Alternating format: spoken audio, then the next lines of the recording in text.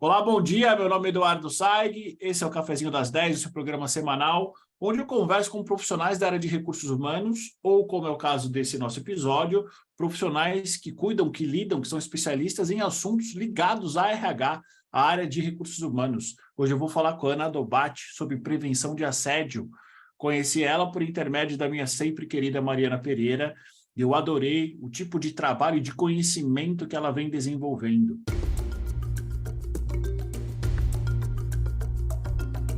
Ana, bom dia, como é que você está? Seja bem-vinda. Bom dia, obrigada aí pelo convite nesse cafezinho. Papo bem interessante, né, e urgente. Exatamente, acho que você trouxe duas palavras que ficaram martelando desde a nossa última conversa, urgente e interessante. Ana, você não trabalha diretamente com recursos humanos, tudo bem que hoje você trabalha próximo, né? Então, como eu sempre falo, para a gente começar esse nosso papo, conta um pouquinho de você, quem é a Ana no mercado de trabalho, ou talvez quem foi a Ana e quem é a Ana hoje? A Ana hoje é fundadora da Livre de Assédio, conta com 5 anos trabalhando, né, com prevenção ao assédio. Digo isso que, obviamente, a gente tem que ter a cultura da prevenção e não da reação. Então, hoje eu trabalho com empresas que são de segmento bem masculinizado, que a gente precisa entender que não é só uma palestra que vai resolver, mas também a gente olhar para os processos internos, para a compliance. Então, essa é a Ana hoje, que já conta com essa experiência, mas que antes disso veio do meio corporativo.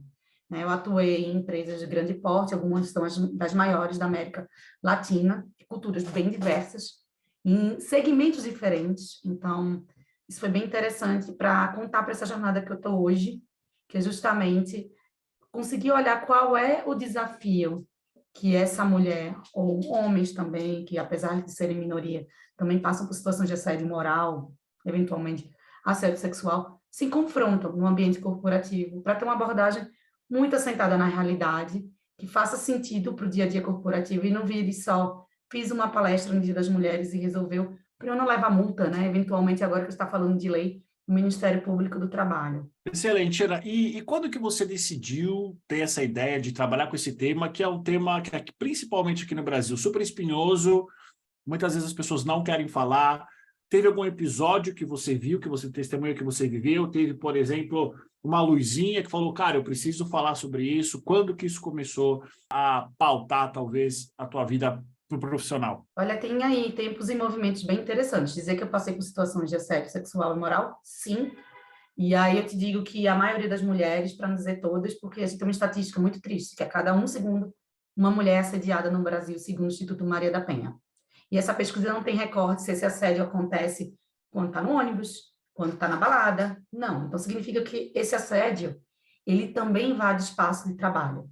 Eu trabalhei como repórter no começo da minha carreira, então cobri futebol, cobri polícia, cobri política. Então, não preciso dizer que esse lugar aí de masculinidades tóxicas, eu fui confrontada enquanto profissional. Mas eu vou te dizer o que me marca, porque depois eu faço uma migração para o meu corporativo, mas antes disso eu tive uma carreira internacional. E eu vou dizer que para toda empreendedora ou empreendedor tem aquele momento eureka, do tipo, tem alguma coisa aqui que tem uma oportunidade. Um começa que eu trabalhei em Dubai com muçulmanos, e aí eu dizia, tem alguma coisa estranha, porque aqui eu sei que eu estou numa cultura que me deixa tensa, porque tem um choque cultural, tem uma outra religião, eu tinha que andar, certo grau, não usava o hijab, mas tinha que me cobrir toda, mas eu não sentia aquela hostilidade de certos comentários maliciosos, vamos colocar assim. Quando vinha alguma coisa de gênero, era algo muito explícito, tipo, isso não cabe para uma mulher. Então, tinha machismo sim, mas por outro lado a malícia não estava ali. E aí foi quando eu entro no mercado corporativo e eu começo a ver que essa malícia dessa cultura brasileira que tinha, tão permissiva no ambiente de trabalho, então também volto para o Brasil e vou trabalhar em ambientes masculinizados, em indústria, então eu era minoria ali. Então eu começo a olhar, tipo, olha que só que estranho, né? Uma cultura brasileira, onde a gente já tem mulher ocupando tantos espaços, onde a gente tem uma liberdade de circular, eu não vejo essa malícia que eu não eu vejo essa malícia que eu não encontrava no ambiente supostamente mais hostil para as mulheres. Começa aí um incômodo. Trabalhei, por outro lado, numa empresa chamada Natura, que é minha referência, de ter ouvidoria, de ter uma cultura de respeito, ainda que não se abordasse diretamente. Isso é assédio? Pode, não pode? Compliance? tinha ali uma ouvidoria e ali comandos muito claros, que se algo acontecesse, você tem uma ouvidoria que funciona. Então, para mim, depois de transitar em outras empresas, em outras culturas, com outros RHs, em outros processos, começou a ali me dar o subsídio para o trabalho que eu faço hoje nas corporações. E saber também como funciona. De ter um RH atuante, também confrontar RHs que não atuam, que não sabem atuar, não conseguem identificar que isso é um problema. Então, isso me deu um repertório e uma robustez. Mas, para ser bem sincera, o eureka mesmo, tipo, agora eu vou fazer um negócio, foi num bar, quando eu sofri um assédio. Estava viajando sozinha, no Uruguai, e aí foi o garçom que veio ter uma intervenção, se posicionou ali eticamente, eu fiz, olha aí, homens também podem fazer parte dessa cadeia, né? Homens podem entender também que tem um papel de intervir, de acolher e tomar uma decisão ética que é, e é o cliente, você que se ferre, e não reproduzir essa violência que a gente tem no nosso dia a dia contra as mulheres. E aí começou a trilha de modelar, criar um negócio e ir para o mercado. Como a gente pode classificar e definir assédio? E aí eu já quero fazer uma pergunta que pode parecer também muito simples, né? Mas, eventualmente, se eu tenho dúvida, outras pessoas também podem ter.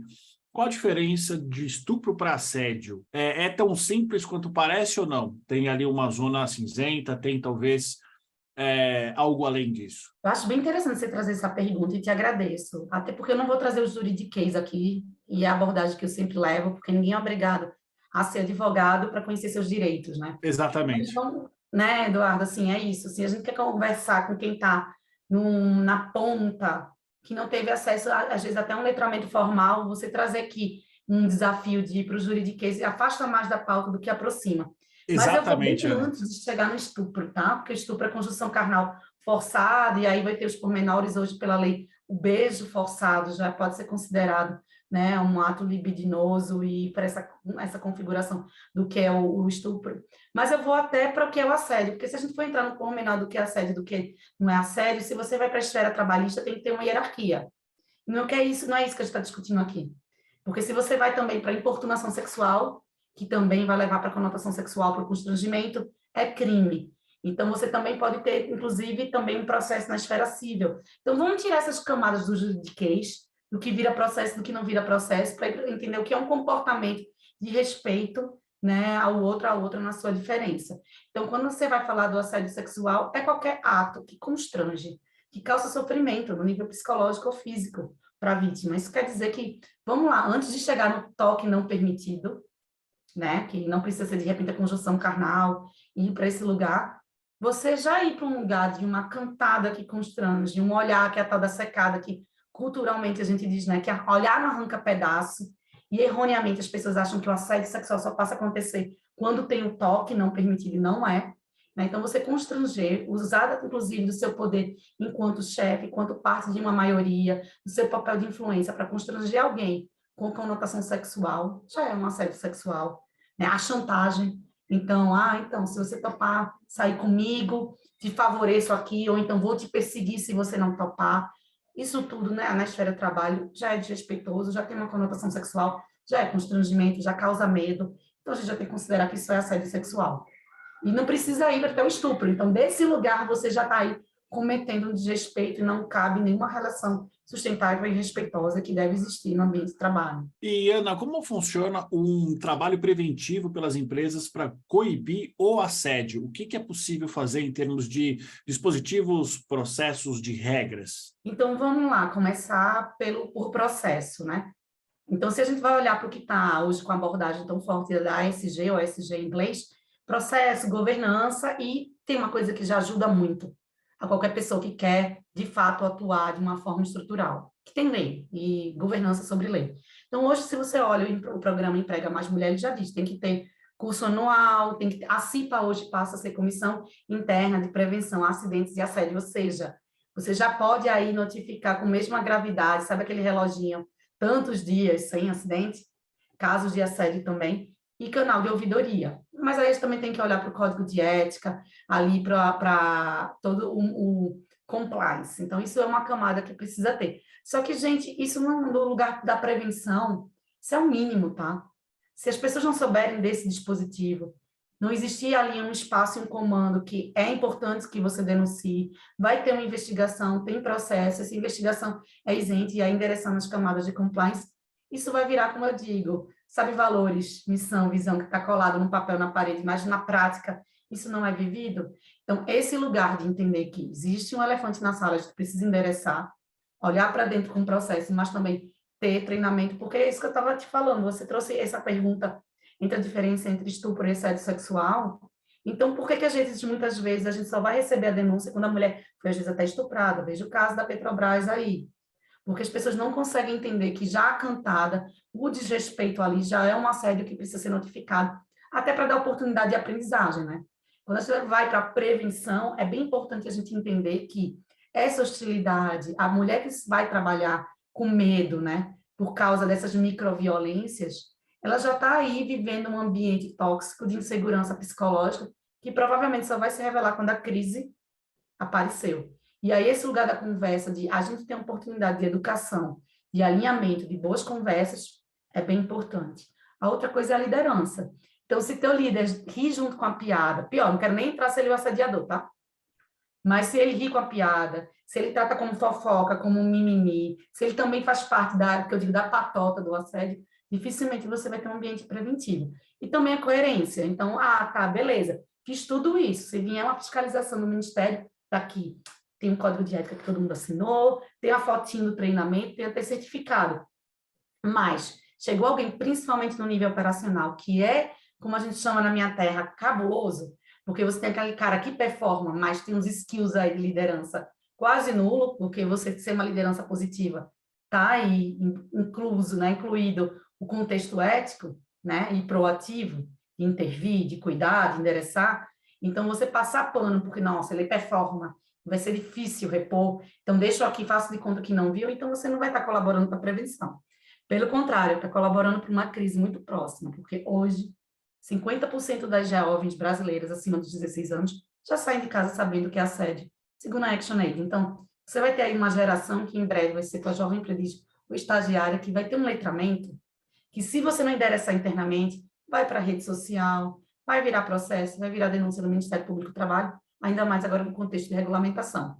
Então, é bem importante a gente endereçar isso tão gravemente quanto fraude, corrupção, tá tudo no mesmo bojo. Eu me lembro, Ana, que uma das nossas conversas, foi algo muito interessante que você trouxe para mim, que esse letramento, essa educação, ela é contínua, né? Contínua. Ela não é simplesmente eventual. Dia das Mulheres faz uma palestra, talvez escolha um outro dia no segundo semestre.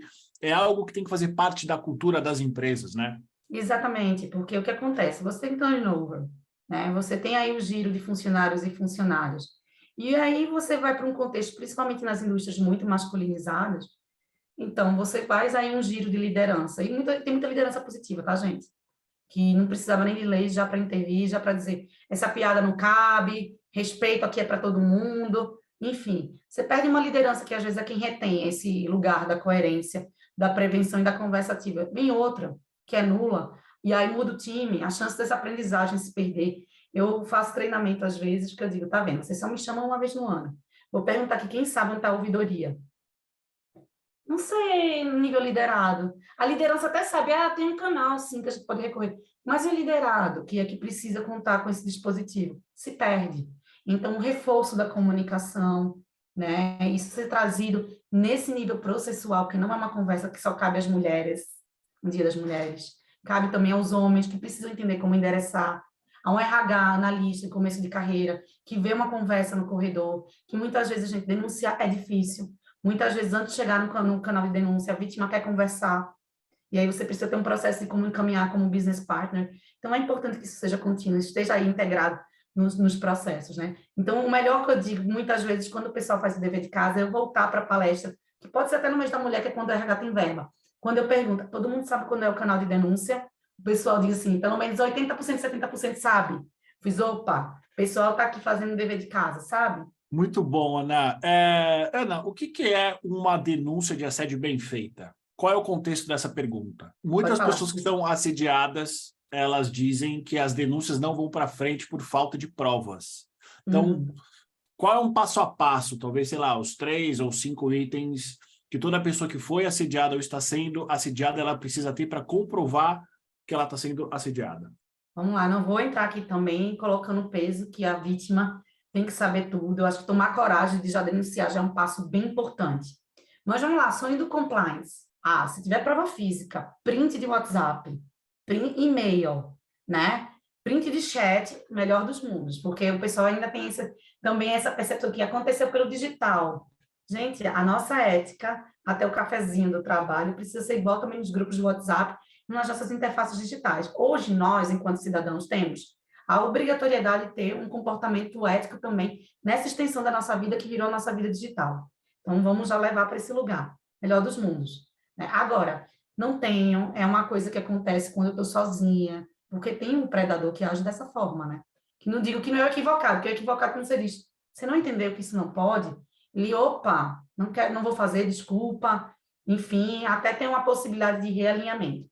Mas quando a gente vai para esse lugar do predador, que já entendeu que ali não tem câmera, quando ela for para o cafezinho, eu vou ali chantagear, etc. Muito importante anotar quem testemunhou, o quando aconteceu, porque dá uma sensação, Eduardo, de loucura, do tipo, a pessoa até se duvida, é tão trajante, que como assim no ambiente de trabalho, que é para ser seguro, isso está acontecendo? Então, a gente sempre dá uma dica para a vítima, anotar, isso aconteceu tal dia, a linha dos fatos, né?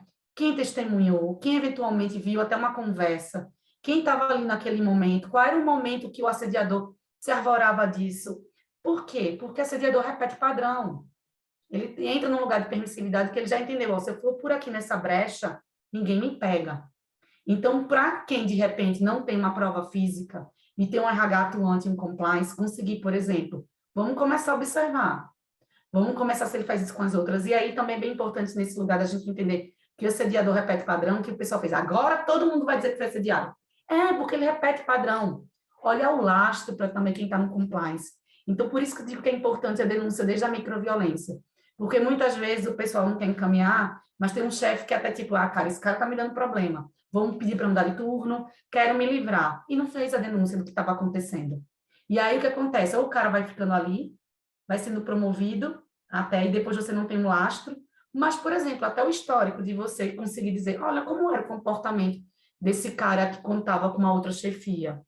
O que acontecia? Então, isso é bem importante, porque, assim, tem o papel da denúncia, como eu te falei, tem um lugar também da denúncia que, às vezes, não tem prova física. Então, se a vítima tiver forças para conseguir juntar esses elementos, é bem importante para ajudar o compliance, tem uma investigação, mas também a gente entender que deixa rastro. Dificilmente ele passou ou foi a primeira vítima, entende? Entendi. E do outro lado, Ana, o que uma pessoa ela pode fazer para ela, talvez, evitar ser assediada? Quais são as melhores práticas contra o início do assédio? O que existe que pode funcionar principalmente no mundo corporativo? Olha, eu vou dizer uma coisa, vamos lá. Eu entrando hoje numa empresa nova, eu já procuro saber onde é que está o canal de denúncia, se ele existir. Procuro também, quando eu assinar, tá aqui, assédio está escrito, está explícito, né? Porque hoje, gente, já tem mecanismos de compliance. Então, isso é interessante para você se proteger. Mas não significa, Eduardo, que o assédio não vai acontecer, como eu te falei. O que tem empresa que, em nível processual, coloca isso, mas a cultura não funciona, a investigação não acontece. Então, assim, é difícil a gente colocar que a gente evite ser assediada. Não tem um comportamento. Agora, o que eu posso fazer é como eu me consigo entender que ali, qual é o aparato que tem caso isso aconteça. Obviamente, melhor dos mundos, a gente tem um lugar de segurança psicológica e endosso, de quando alguém começar com a mínima piada, dizer não gostei, não quero, e a pessoa conseguir ter, inclusive, olha, tal dia aconteceu isso, e eu falei isso, e encaminhar também para a denúncia, sabe? Então, não tem uma forma, tipo, eu vou evitar ser assediada, mas tem como eu me salvaguardar de entender que, em caso isso aconteça, a quem eu recorro, quais são os mecanismos que a empresa tem ali, que eu possa acionar para eu conseguir manter meu trabalho, né, e conseguir trabalhar em paz, que no final o que a gente quer é trabalhar em paz, gente, não é uma perseguição a ninguém, é trabalhar em paz. Excelente, Ana. Última pergunta para quem quiser encontrar você, para quem quiser encontrar livre de assédio, aonde você está, aonde essas pessoas te encontram? Gente, LinkedIn, Instagram, livre de assédio, no Instagram, @livre de assédio, no LinkedIn, @livre_de_assédio. Eu estou no Instagram como Ana da Livre, fácil. No LinkedIn você vai me achar como Ana da Bate, meu sobrenome é mais complicado, mas também só tem eu. Colocou Ana ADD, vai me achar. E sempre um prazer conversar com vocês. A gente tem sempre muita gente que nos procura para tirar dúvidas, a gente sabe? E é o papel da gente também instruir, encaminhar também para a rede de apoio, porque hoje tem advogadas que são especializadas com esse olhar de gênero para poder te ajudar, se você está sendo vítima. E se você for um RH atuante, a gente consegue também traçar um plano para você conseguir ser nossa embaixadora ou embaixador, porque tem muito homem de RH, para a gente conseguir ter êxito e garantir aí, gente, que o que você hoje está fazendo não é só boa prática, não é só honrar um direito humano, é fazer com que a sua empresa evite crise. Excelente, Ana. Muito obrigada pelo seu tempo, obrigado por você ter compartilhado um pouco da sua experiência e, com certeza, você é muito bem-vinda para voltar sempre que você quiser. Eu que agradeço essa oportunidade. Quanto mais a gente falar desse assunto, inclusive com homens, Eduardo, que a gente só vai mudar a Exatamente. cultura se os homens também entenderem que o que cabia lá atrás não cabe mais, e a gente ir para esse lugar de prevenção desde como não preciso falar de estupro, eu preciso falar de uma cultura de respeito e de segurança psicológica para todo mundo trabalhar em paz e dar o melhor do seu potencial. É isso mesmo. Acho que todo homem tem o dever de zelar por isso. Porque é o que eu sempre digo, Ana, todo homem veio de uma mulher. E se ele não enxergar a mulher como igual, alguma coisa está muito errada. Assim. E aí eu coloco uma outra camada, né, Eduardo? A primeira greve que aconteceu aqui no Brasil, não sou eu que estou falando, é Mary Del Priori, historiadora, foi em São Paulo. Em 1917 já tinha um assédio na pauta, porque as italianas chegando aqui, invadindo ali o espaço de trabalho dos homens nas fábricas, qual era o mecanismo que os homens usavam para que elas perdessem aquela concorrência, né? Era assediar, para que a O mulher assédio. precisa sair. Então, a gente precisa entender que essa mulher que incomoda também pode estar aí colocando na cabeça do homem. Ela é uma concorrência, né? Principalmente no momento que agora a gente tem um monte de lei que nos protege, né? Agora a B3 falando aí que para ser listada vai precisar ter mulheres no conselho. Então, é bem interessante entender que a gente tem uma evolução, mas também é preciso cuidar do homem para ele não encarar que tudo isso que está favorecendo a gente vai, digamos, implicar que ele perca o emprego e, para isso, tenha esse comportamento tão tóxico. Talvez para a gente finalizar, todas essas vantagens, bem entre aspas, tá? Que não são vantagens, só acontecem justamente por esse comportamento tóxico, né? Então, é necessário os homens se reavaliarem sobre esses comportamentos tóxicos que alguns têm. Tudo começa da gente homem. Com certeza. E o convite aí para fazer papel de casa, também tentar aprender. Não espera só o RH te notificar, né? Exatamente. Ana, mais uma vez, obrigado. Tomara que você volte sempre. O convite está aceito já. Espero uma próxima. Eu coloco agora para você, a gente ver outras pautas, porque esse assunto não se exaure aqui. Excelente. Para você que está vendo, a gente está ouvindo, muito obrigado e até semana que vem.